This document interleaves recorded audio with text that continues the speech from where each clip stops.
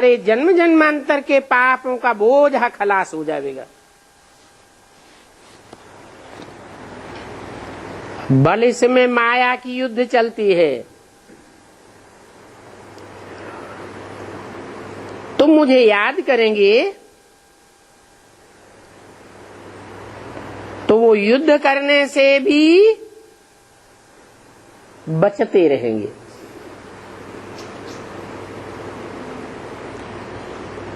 ये भी बाबा बताए देते हैं।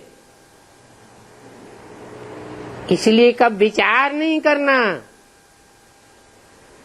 कितने भी संकल्प, विपरीत संकल्प, तूफान आवे, सारी रात संकल्पों में नींद फिट जाए, तो भी तुम डरना नहीं और ही निडर होकर के पुरुषार्थ करती रहना। बहादुर बनकर के रहना है। बाबा कह देते हैं ये संकल्प विकल्प आवेंगे जरूर। क्यों आवेंगे? है हम नहीं याद आने देंगे, फुल स्टॉप लगाए देंगे। मैं आत्मा बिंदी, मेरा बाप बिंदी, फुल स्टॉप लग गया, कैसे आवेंगे? है जब तक 63 जन्मों का हिसाब किताब पूरा नहीं हुआ, 63 जन्मों की जो रील है वो शूटिंग पीरियड में आवृत नहीं हुई है, तब तक ये संकल्प अथवा विकल्पों के तूफान जरूर आवेंगे। 63 जन्मों में अच्छे कर्म भी किए हैं और बुरे कर्म भी किए हैं। तो जो अच्छे कर्म किए हैं उनके एवज में अच्छे संकल्पों का ये आवृत्ति होगी, और जो बुरे कर्म किए हैं उनके एवज में बुरे संकल्पों की आवृत्ति होगी। ये शूटिंग चलती रहती है। कब? पुरुषोत्तम संगम युग में।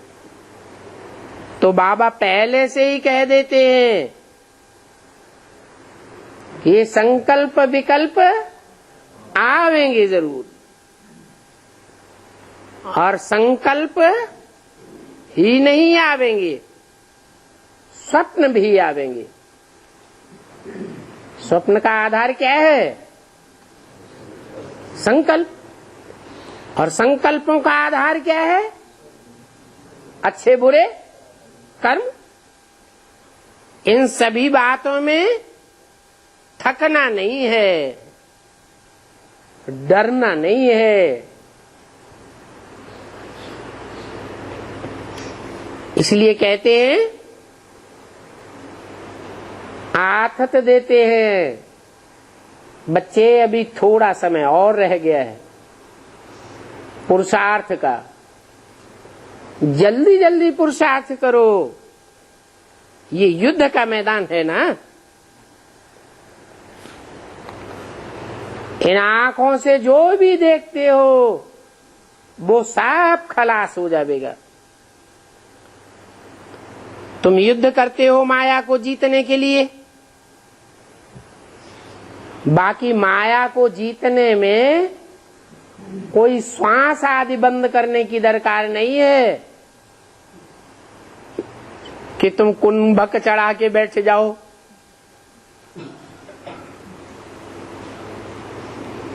हठ योग क्रियाएं करने लगो।